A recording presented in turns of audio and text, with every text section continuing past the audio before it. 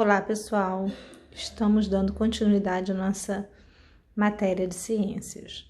Dessa vez, nós vamos estudar o sistema nervoso. O sistema nervoso, por meio dos 5 sentidos, tato, olfato, paladar, visão e audição, é responsável por percebermos o mundo à nossa volta, por processarmos informações, memória, raciocínio, sentimentos, imaginação, etc. E por fazer a comunicação entre as diversas partes do nosso corpo. Esse sistema nervoso recebe informações de diversas partes do corpo e regula o funcionamento de muitas delas. O envio dessas mensagens ocorre por meio do impulso nervoso, que é um sinal que passa por uma célula específica do sistema nervoso, o neurônio. O neurônio é a célula do sistema nervoso, muito importante. O neurônio é formado por 3 partes básicas: os dendritos, que são ramificações que recebem impulsos nervosos, o corpo celular, que é onde fica o núcleo e a maior parte das organelas da célula, e o axônio, que é por onde o impulso nervoso passa até chegar a outra célula. O sistema nervoso possui 3 partes distintas: o encéfalo, a medula espinhal e os nervos. O encéfalo fica protegido na nossa cabeça pelos ossos do crânio. A maior parte do encéfalo é ocupada por um importante órgão, o cérebro.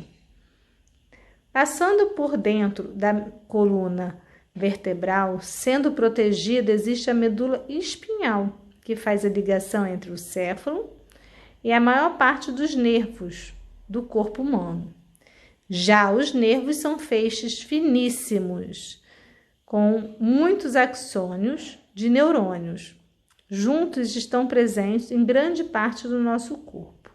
Podemos compará-los a um pacote de macarrão espaguete, que ao comprarmos no supermercado, sendo o pacote inteiro o nervo e cada espaguete cru um axônio do neurônio. Então, são muitas mesmo, né, pessoal? Encéfalo, medula espinhal e nervos atuam em conjunto.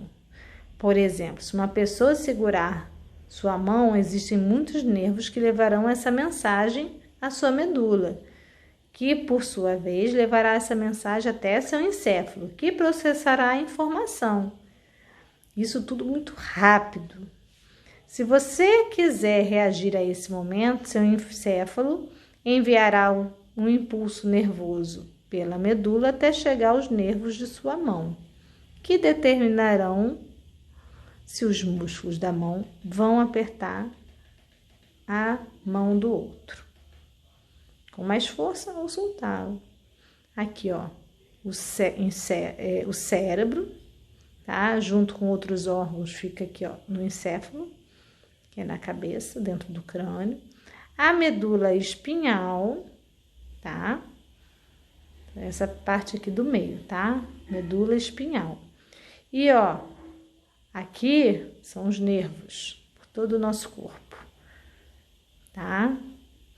Do outro lado, nós temos o desenho de uma célula nervosa, uma célula que pertence ao sistema nervoso. Aqui, ó, corpo celular, os dendritos, tá vendo? Essas raizezinhas aqui. O axônio, essa parte comprida da célula, e os terminais do axônio, tá?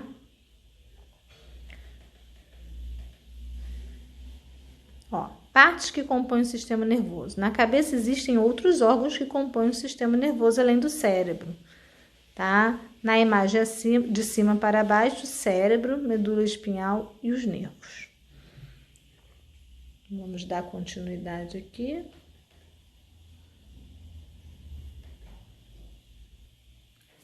Atos voluntários e atos reflexos. O sistema nervoso pode atuar em ações como o nosso corpo, que pensamos antes de executá-las, como digitar um teclado, correr atrás de uma bola ou descascar uma fruta. Essas são ações voluntárias, ou seja, depende da nossa vontade, tá? Mas existem outras ações que são involuntárias, tá?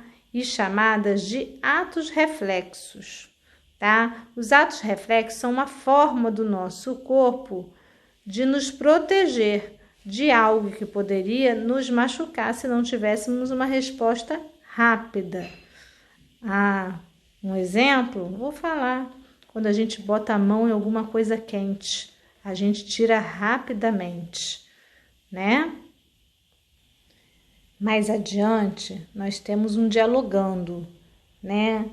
Algumas perguntas para a gente poder pensar, poder, né, rever. Cérebro e encéfalo são a mesma coisa, né? Já falei. Por que devemos usar capacete para andar de moto ou praticar alguns esportes?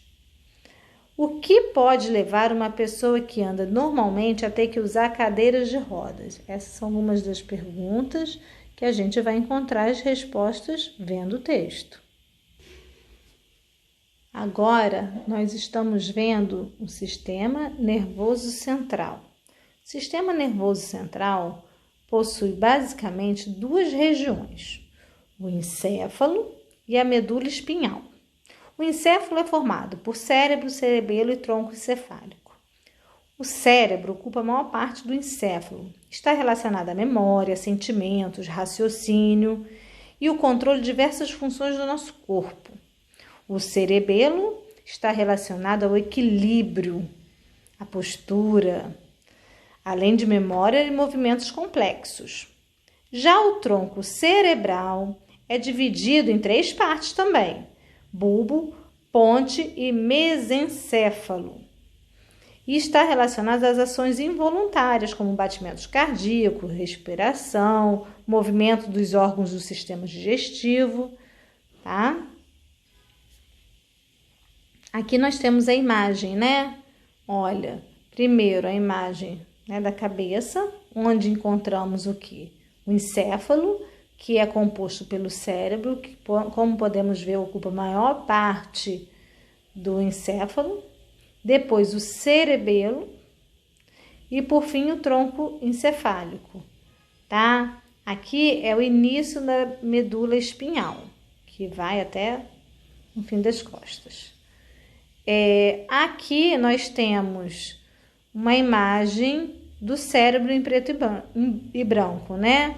Podemos ver o hemisfério direito e o hemisfério esquerdo, tá? Vamos dar continuidade. Atualmente sabe-se que algumas tarefas e comandos do corpo estão mais relacionados com determinadas regiões do cérebro, havendo partes ligadas aos movimentos do corpo, partes que processam os estímulos vindos do ambiente, como som, imagem, tato. Regiões que fazem relações de situações atuais com experiências armazenadas na memória, por exemplo.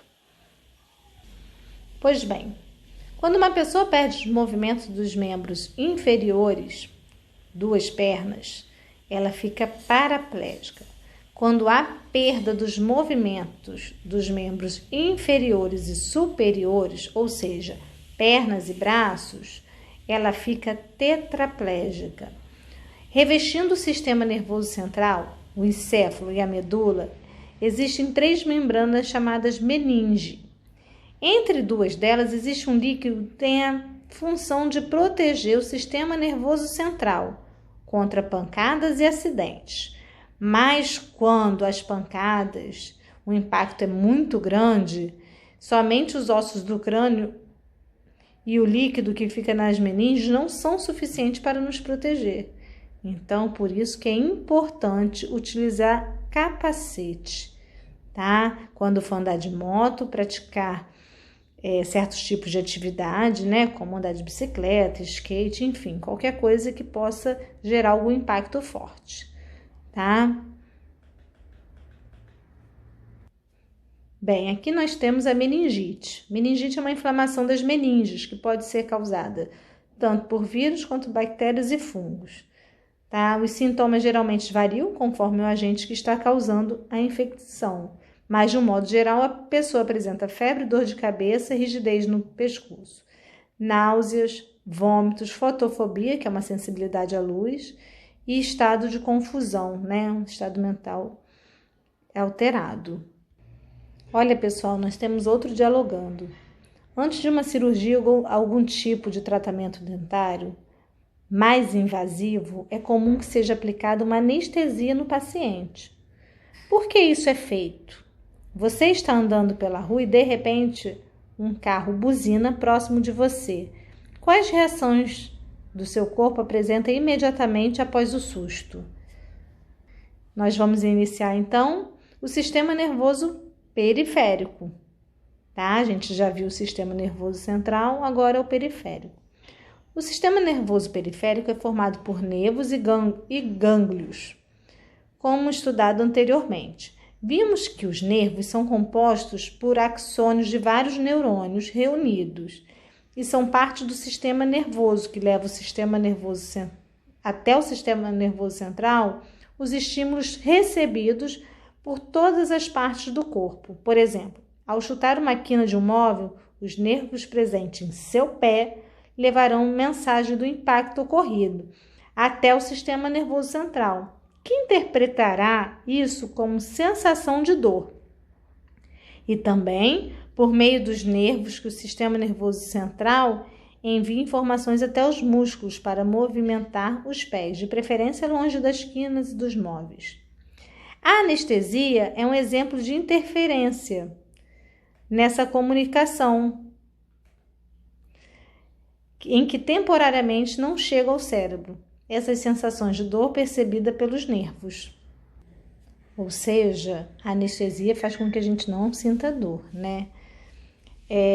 Então, aqui nós temos o encéfalo, né, com a medula espinhal, que é o sistema nervoso central.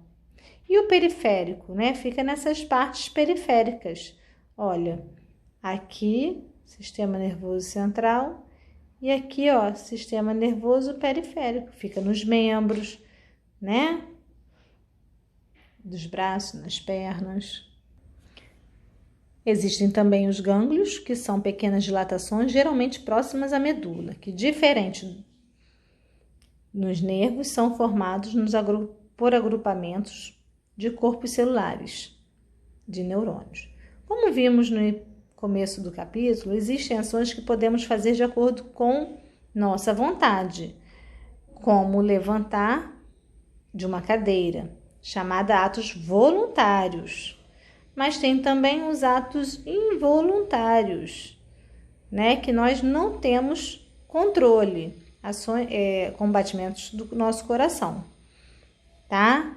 O sistema nervoso periférico atua em ambas, conectando o sistema nervoso central ao restante do corpo, tá?